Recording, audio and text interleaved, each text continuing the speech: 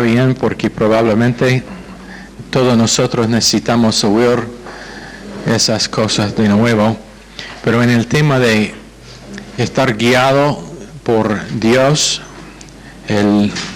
la guía divina de Dios, Hechos capítulo 11, el ejemplo de Pedro es un ejemplo muy importante porque es una forma en que nosotros también podemos estar guiados por Dios. Número uno, estuvo orando, entonces estuvo predispuesto para oír lo que era la voluntad de Dios para su vida. Y muchas veces cuando uno está corriendo en todos lados como gallina sin cabeza por no saber lo que es la voluntad de Dios, es por causa de que no ha hecho lo necesario de tranquilizarse y simplemente pedir que Dios muestre lo que sea su voluntad. Entonces Pedro estuvo orando y después Dios le guió por su palabra. ¿Por qué? ¿Qué pasó? Le dio una visión de los animales supuestos no limpios, pero ¿qué era que dijo Dios? Le dio un verso de las Escrituras del Antiguo Testamento para decir cualquier cosa que Dios ha hecho no debe ser llamado sucio. Entonces Pedro, por meditar en la palabra de Dios, en su caso era una visión, pero por meditación, oración y la palabra de Dios, fue guiado por Dios en Hechos 11, 7 a 10. Después, circunstancias providenciales, que simplemente significa que Dios arregla circunstancias para guiar nosotros. Para nosotros tenemos una lista larga de circunstancias providenciales a los cuales podemos apuntar y decir que Dios estuvo guiándonos. Con el base de la palabra de Dios, con el base de oración, pero ¿qué pasó? Ahí en este lugarcito que se llama Granburg había un grupo orando liderazgo, orando para enseñanza. Entonces nosotros, en contra, como Pedro no quería comer esos animales, ni yo quería irme a Tortuguitas, pero por la provisión providencial de Dios había un hombre allá, Milo, que nos ayudó mucho y prácticamente nos dijo que menos que vamos a Tortuguitas estamos fuera de la voluntad de Dios. Entonces, circunstancia número 2. Después, por las circunstancias providenciales que pasó, conexiones con gente acá en Rosario. Entonces, una cosa tras otra, ahora tenemos acá a 5 cuadras la propiedad que orábamos hace 1 año y medio. Circunstancias providenciales. Ahora, usando una lana como Gedeón hoy en día, eso no hacemos más. Tenemos la palabra de Dios, el canon de las Escrituras completo, tenemos el Espíritu Santo dentro, tenemos la cobertura del cuerpo de Cristo que nunca existía antes, y entonces tenemos todo necesario para oír lo que es que Dios quiere decir a nosotros. Entonces, usando una lana como Gedeón, ahora en esta época, no sirve. Pero de vez en cuando alguien dice, bueno, yo puse una lana y tal cosa pasó. Bueno, eso es por causa de que son perezosos espiritualmente, no quieren oír, esperar, tranquilizarse, esperar más, dejar que Dios les habla. Entonces necesitan una lana. Y usualmente es una lana, no como Gedeón lo hizo, porque él puso una lana y pidió al Señor que haga algo imposible. Cuando la tierra era mojada, que la lana sea seca. Cuando la tierra era seca, que la lana sea mojada. Pero usualmente cuando alguien pone una lana hoy en día, lo que hacen es que dicen, bueno, si yo tengo una buena noche y yo duermo bien, eso sería la lana que necesita cuando usualmente duermen como una piedra igual. Entonces eso no sirve. Hechos 11:12, el Espíritu Santo guió Pedro. Pero quiero enfatizar una cosa, el Espíritu Santo nunca va a guiar una persona fuera de la definición de las Escrituras. Otra vez, el Espíritu Santo nunca va a guiar una persona en algo que es en contra de lo que dicen las Escrituras. Hace mucho escuché de una pareja que estuvieron viviendo en fornicación y su excusa o su racionalismo era cada vez que lo hagamos pedimos que Dios nos bendice. Bueno, eso es totalmente fuera de lo que dicen las Escrituras y el Espíritu Santo no es parte de esa oración. En Juan 6:63, las palabras de Dios son vida y espíritu y vida. Después, en Hechos 11:13-15, Pedro fue guiado por circunstancias paralelas. Con otras palabras, lo que había pasado en el día de Pentecostés en Jerusalén, también pasó para confirmar que los creyentes gentiles fueron igual en su posición, en su membrete en el cuerpo de Cristo. Entonces, por comparar con otras experiencias, pero experiencias que pasaron por causa de que Dios les había causado a pasar. Después Pedro se acordaba de cuando Jesús hablaba en Hechos 1:5 con respecto a la gran comisión. Entonces, el Espíritu Santo, funcionando en Juan 14:26, llamó a su mente lo que había aprendido de Jesús antes.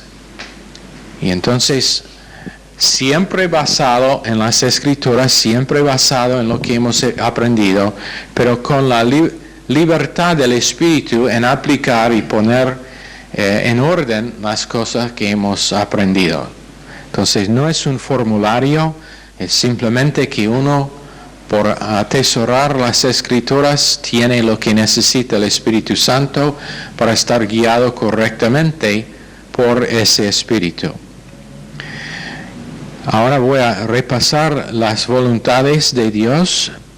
Número 1 es la voluntad perfecta de Dios, que es la palabra y el Espíritu dirigiéndonos, guiándonos con guía divina. Después, la voluntad directiva de Dios, y esa es la precisión o lo preciso de la voluntad perfecta de Dios.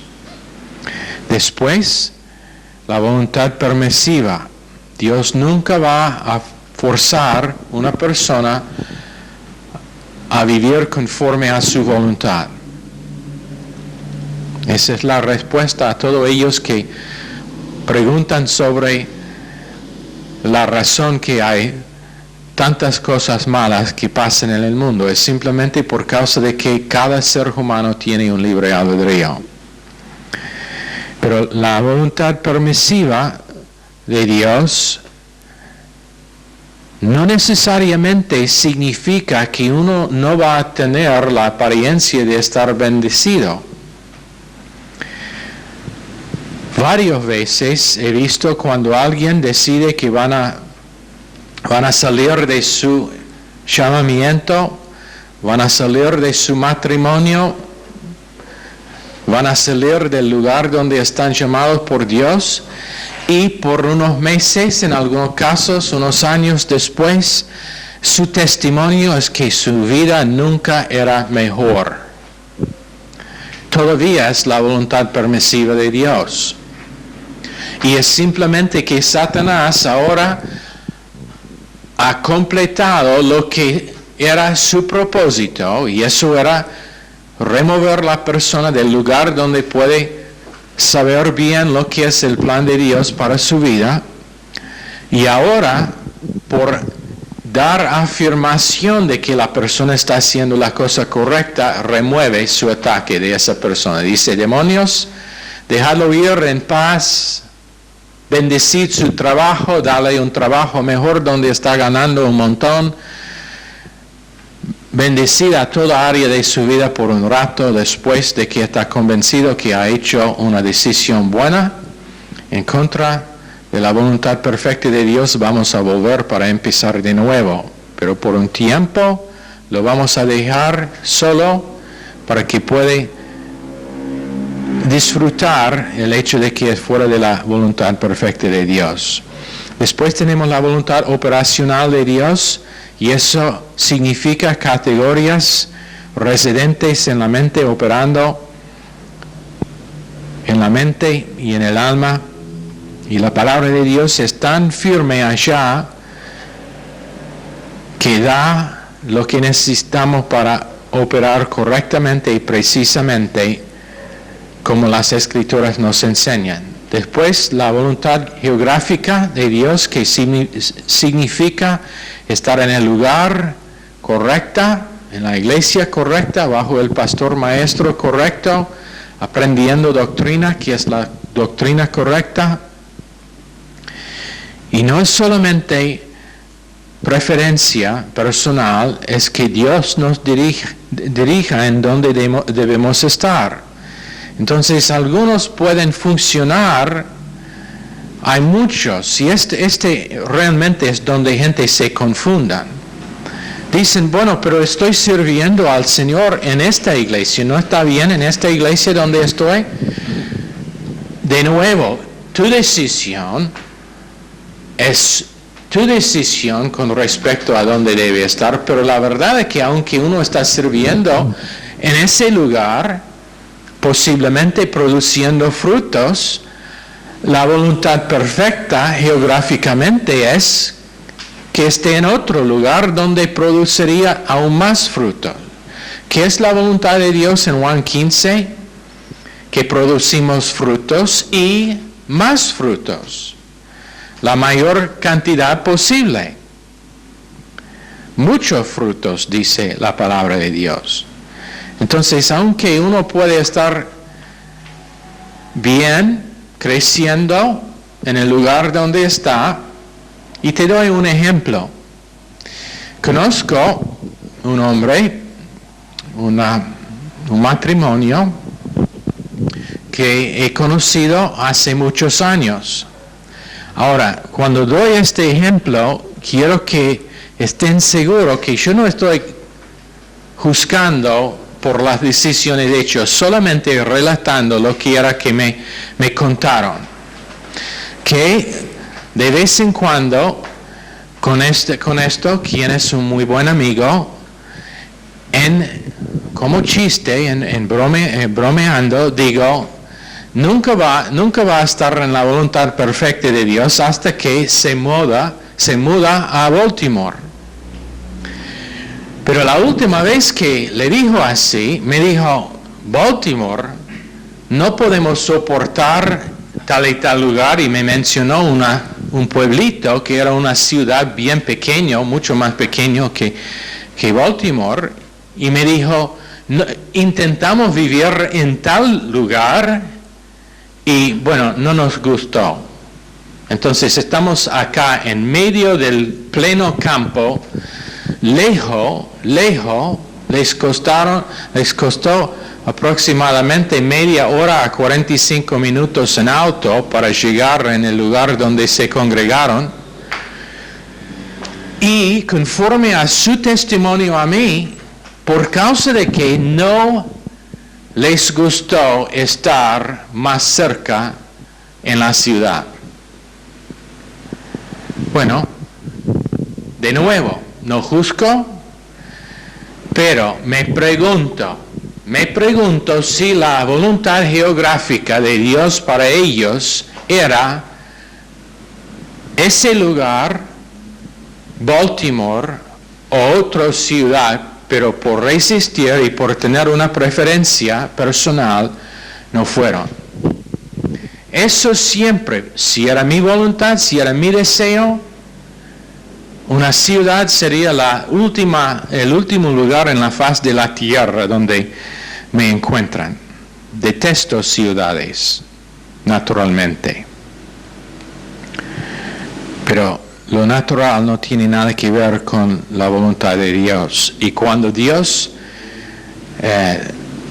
Hudson Taylor, el hombre que fue llamado a China, dijo, la provisión de Dios siempre va a sustentar donde la voluntad de Dios le llama. Donde el llamamiento de Dios le lleva, la provisión de Dios le sustentará. En otras palabras, cuando estoy donde debo estar, no tengo que preocuparme acerca de mi preferencia, porque mi preferencia volverá a ser la preferencia de Dios para mi vida. Principios de estar guiado por la voluntad de Dios. Romanos 12, 1 y 2, presentamos nuestros cuerpos como sacrificio vivo, santo y agradable a Dios, nuestro culto racional, transformados por la renovación de nuestro entendimiento, de modo que comprobemos cuál sea la voluntad de Dios, buena, agradable y perfecta. Y nuestra mente está renovado por comprobar esa voluntad. En Romanos 6, 13, también 12, 1, tenemos este principio. Pero no es algo que solamente pasa una vez. No es que nosotros muchas veces nos gustaría tomar una pastilla para volver espiritual. Sería mucho mejor para la mayoría de nosotros. Bueno, hasta ahora yo no he encontrado esa pastilla. Cuando lo encuentro, lo voy a vender, voy a ser un millonario porque todo el mundo quiere tener esa pastilla.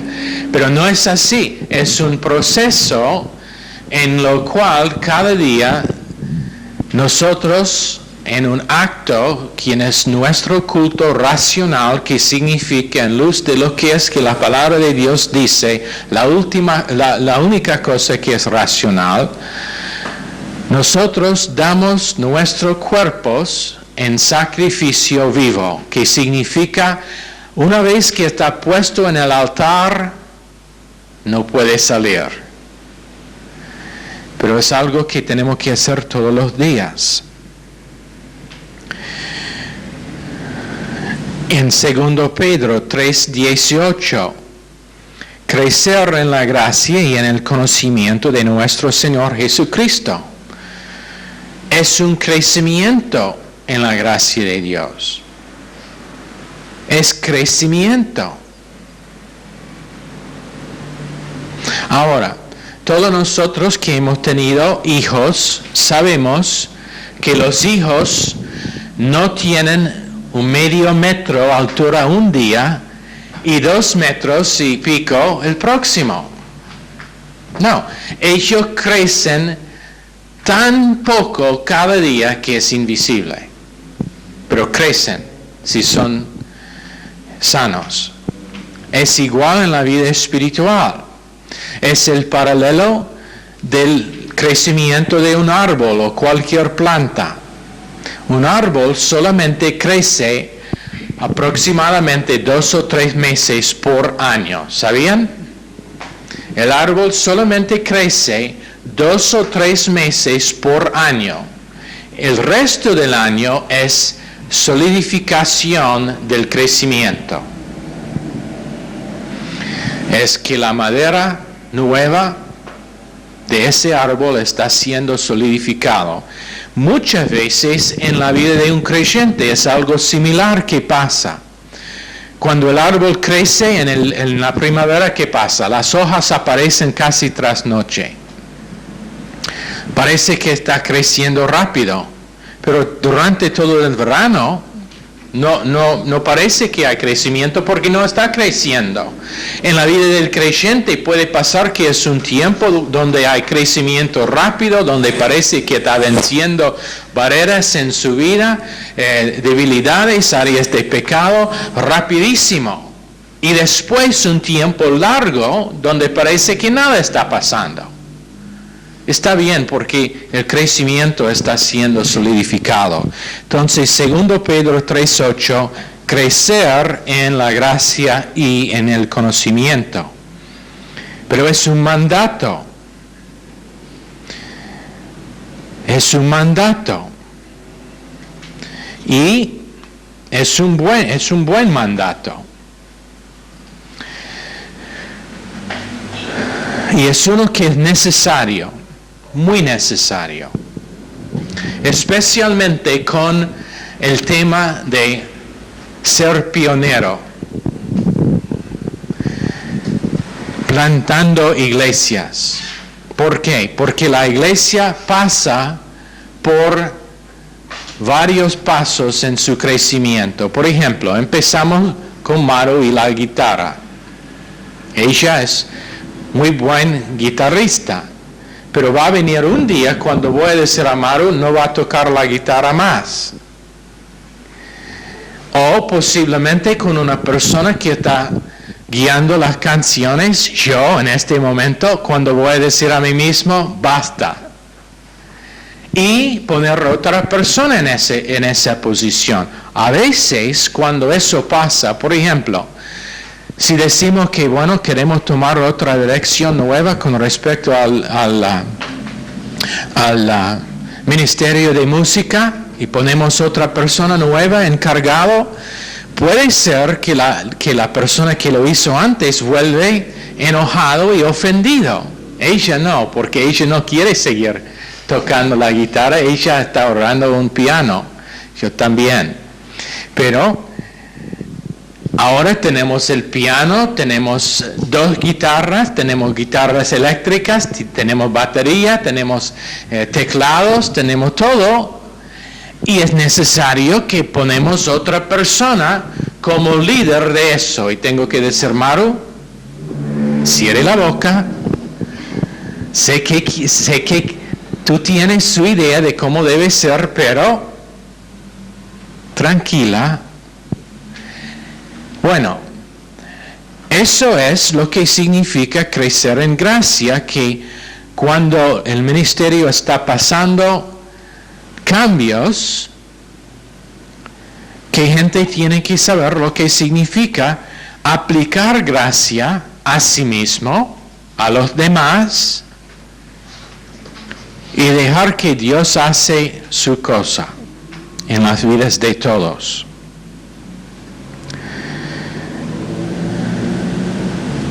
Pero si no puede pasar esa transición, la iglesia nunca crecerá más allá que 50 personas. Donde a veces esto se ve es cuando empezamos poniendo, ¿cómo decir? Una política con respecto a la, ¿cómo decir? Una política con respecto a la operación del instituto bíblico o cualquier otra parte del ministerio. Y decimos, de ahora y adelante, cualquier que tiene una cuenta atrasada en el instituto no puede tomar clases más. Vamos a dejar que viene a todo el resto de las cosas que está pasando, pero si tiene una cuenta atrasada, por este semestre, mejor que concentre en pagar su deuda. Te explico por qué. Hace un par de años terminábamos el año debido por los alumnos como 200 a 400 pesos. Bueno, posiblemente podemos absorber eso durante este tiempo. ¿Qué pasará si eso está multiplicado por 10 o 20 o 30? ¿Dónde estamos ahora? En la calle vendiendo maní, intentando sobrevivir. Igual con los... pero cuando ponemos esa política, siempre hay algunos que... ¡Hey! ¿Por qué me dice que ahora no puedo tomar la clase? Se ofenda. Bueno, se llama crecimiento en gracia y conocimiento. Crecimiento pasando una transición. Y siempre las pruebas revelan dónde están nuestros corazones. Pero cuando pasa, muchas veces lo que pasa es que alguien dice, bueno, el ministerio está cambiando. No, el ministerio no está cambiando. Siempre yo pensaba que gente debe pagar su deuda. Pero ahora gracia significa estando firme con respecto de ese asunto. Me acuerdo un tiempo cuando el ministerio estuvo en Massachusetts. No olvide dar vuelta al cassette, Karen. ella está concentrando en el reloj como una loca. Bueno, cuando el ministerio estuvo en Massachusetts, vino este hombre que era evangelista. Y cada noche tenía un contenedor grande frente de la iglesia para la ofrenda. Y bueno, era este tipo que dijo, bueno, si pongan la ofrenda, Dios lo va a multiplicar 3 veces, 4 veces. Bueno, para él, sí. Pero había ofrendas como... No puede creer, pero después, Pastor Stevens dijo, sí, tuvimos unas muy buenas ofrendas, pero el Instituto Bíblico era atrasado por meses porque los alumnos no pagaron sus deudas en el instituto, pusieron todo en la ofrenda. Bueno, eso no sirve, eso no se llama fe, eso se llama falta de lo práctico en tratar con sus deudas. Pagan sus deudas.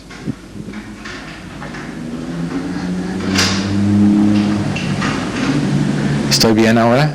¿Puedo continuar? Gracias. Ok.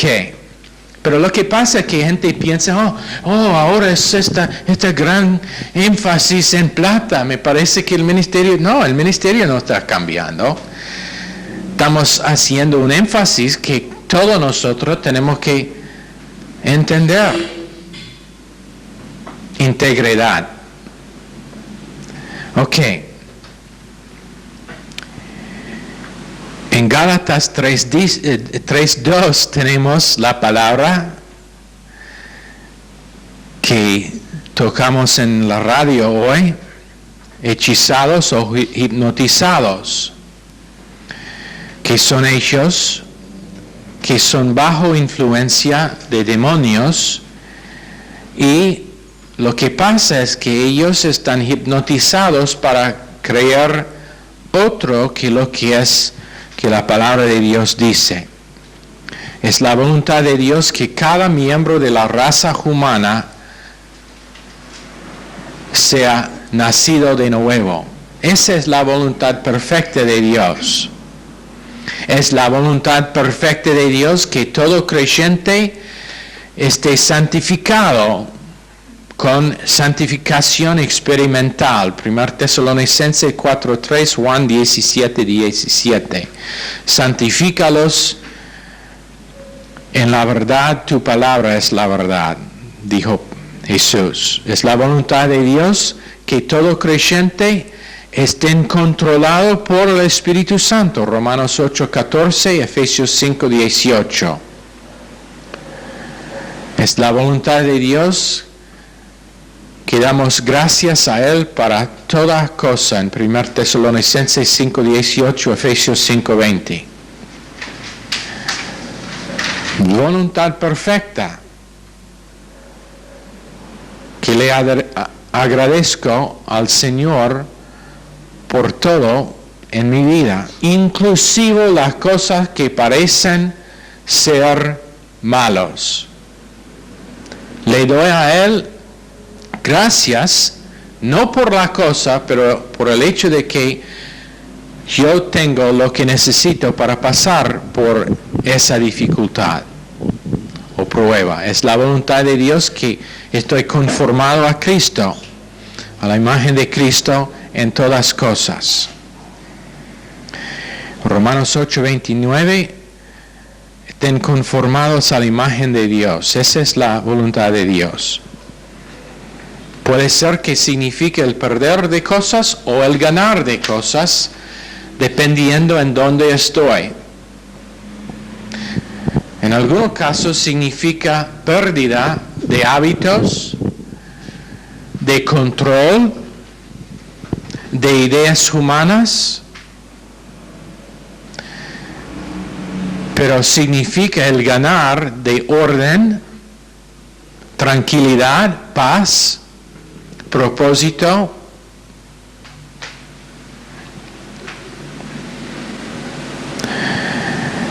Y en algunos casos significa ganancia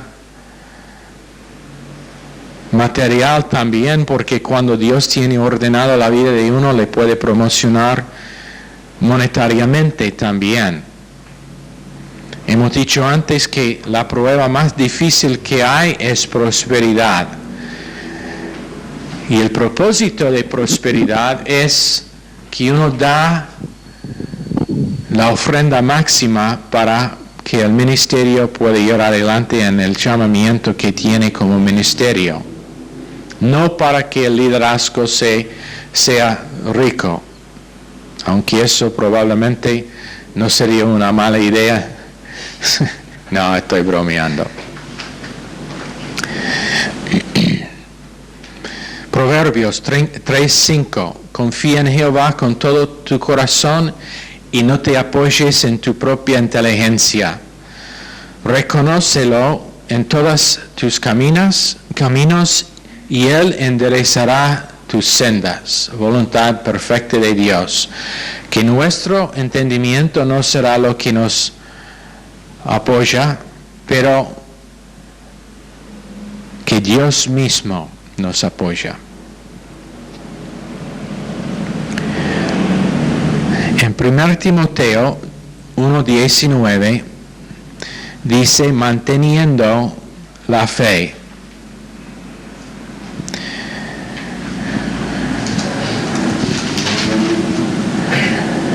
Manteniendo la fe y buena conciencia, desechando la cual naufragaron en cuanto a la fe algunos. Manteniendo la fe. Participio presente activo de eco y es imperativo.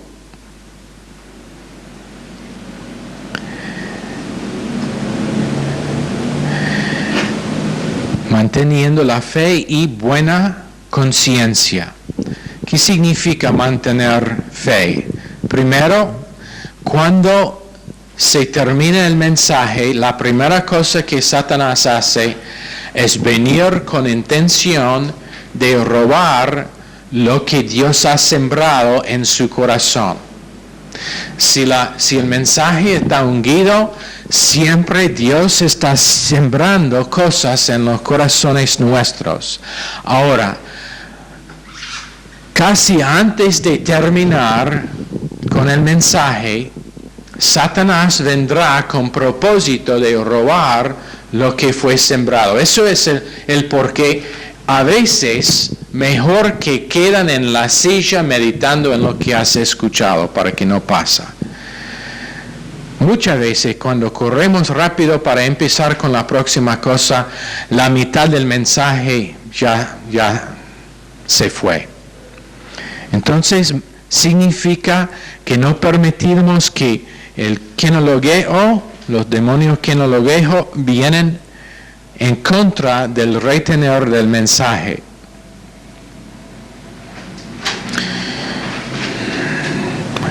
Él trata de interferir con la transferencia de percepción al corazón del individuo. Es una cosa tener en la percepción la idea. Es otra cosa tener que realmente controla a los pensamientos nuestros.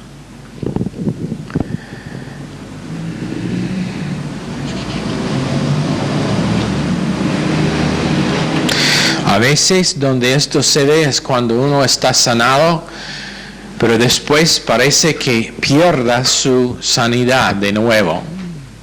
Es porque no tiene fe que se mantiene. Literalmente pierdan esa sanidad y vuelvan a estar enfermos de nuevo. Porque caminan por vista, caminan por causa de que empiezan a sentir mal. Y en vez de enfocarse en lo que escucharon, que era el canal de que vino, o por medio de que vino la sanidad, porque en Salmos 107, 20, Él envió su palabra para sanar, en vez de concentrar en lo que escucharon para ser sano, la atención está puesta en las circunstancias que dicen que ha perdido su sanidad. Te digo una cosa, si Dios le da un testimonio, o si su espíritu da testimonio con su espíritu, en medio de un culto o en cualquier momento que has recibido una sanidad, márquelo en su Biblia. Y cada vez que está tentado, o sea que en el momento, posiblemente va al médico, el médico dice, no, todavía tiene las síntomas mismas que antes. Si Dios le dio testimonio que has recibido sanidad, simplemente sigue confesando su sanidad, aunque parece que no es lógico y que no es real. Tengo que dar el equilibrio y eso significa no volver loco y extraño, y cada vez que uno quiere ser sano, que empieza a saltar y clamar o gritar que es sano. No, pero cuando es el Espíritu real de Dios que da testimonio con nuestro espíritu, está perfecto y es en orden. Confesar sanidad aunque no tenemos evidencia. Y a veces es simplemente por el tiempo entre el empezar de confesar la sanidad y el tiempo cuando se hace real. Dios está enseñando reposo y el descansar en lo que Él dice contra la evidencia. En otras palabras, yo confeso sanidad, aunque no lo tengo en el momento, por causa de que Dios está buscando crear en mí una capacidad para descansar en lo invisible de lo que es que está haciendo. Y lo que pasa y lo que ha pasado muchas veces, que después de un tiempo se revela que realmente es sano la persona. A veces uno anda de pie o tiene unción con aceite por algún motivo, por alguna enfermedad, y no es sano. Y lo hace varias veces y empieza a cuestionar a su fe, empieza a cuestionar si es en pecado de alguna forma. No, es que Dios está buscando crear en cada individuo la capacidad para confiarle y descansar en lo que dice su palabra, aunque las circunstancias revelan otra cosa. ¿Cuáles de nosotros, si nosotros, andando al lado de la ataúd de alguien amado, ¿Cuáles de nosotros vamos a mirar el cadáver allá y decir que no es allá porque era creyente y ahora es en el cielo? Pero ¿qué es la tentación? La tentación siempre es pensar que la persona es en la caja. No. La persona no está allá, aunque evidencia dice que sí. Igual con sanidad. A veces la evidencia dice al contrario de lo que es que Dios dice, pero en el caso de la persona muerta, lo real y lo verdadero solamente se va a revelar cuando llegamos en el cielo y vemos nuestros amados allá esperándonos. Igual con la sanidad, la confesión de la verdad o la no confesar la verdad no va a cambiar nada, es simplemente que Dios está buscando hacer algo en nosotros. Manteniendo la fe y la buena conciencia es una buena combinación porque la conciencia tiene sus normas y estándares. La palabra de Dios desarrolla en nosotros riquezas tremendas en la conciencia. Y la conciencia empieza a tener control de la actitud de la mente y el corazón está motivado. La conciencia y la mente están llenos con los corrientes de la naturaleza de Dios, corrientes de la palabra de Dios. Es como un río que está corriendo en nosotros, en nuestros corrientes de conciencia. En otras palabras, en vez de dejar que nuestras mentes están dando vueltas en todo lado, ahora estamos solamente pensando conforme a lo que es que Dios dice acerca de todas cosas, viendo en algunos casos lo imposible cuando todos los demás en nuestros alrededores están confundidos, están atormentados, están en temor de lo que es que está pasando, pero por tener que Dios está en nosotros, dándonos paz, tranquilidad, por medio de su palabra, nosotros en medio de nuestra generación son los que tienen estabilidad y es por simplemente que la fe y la conciencia se mantienen en nosotros. Ok, Señor, bendice esta clase a todos nosotros en el nombre precioso de Jesús.